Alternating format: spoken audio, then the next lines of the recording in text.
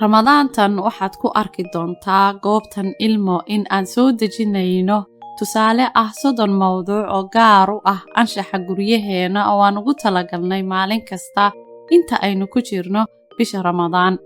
Mawduucyadan ayaa ah kuwa ku saabsan anshaxa akhlaaqda ama qiyamka aynu leenahay. Waxaana ugu talagalnay in ay caruurta yaryar ka qayb qaataan soo gudbintiisa iyo soo jeedintiisaba. anshaxa 8aad waa khayrka ayaan rajaynaa. bar ilmahaaga in rajo, guul iyo himilo yeesho uu mar kasta tiigsado wanaaga, kana ilaali dhagihiisa hadallada yaraysiga, bahdilka iyo quurista. qiimo u yeel rajooyinka ilmahaaga. ogow waxaa tahay macalinka koowaad ee ilmahaagu wax ka barto.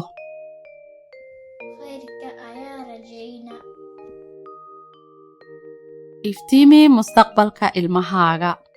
waxaad ku iftiimisaa baridda anshaxa wanaagsan ee diinteena iyo dhaqankeenaba, si aad uga dhisto caqliga oo aad u koriso dadnimadiisa iyo damiirkiisaba.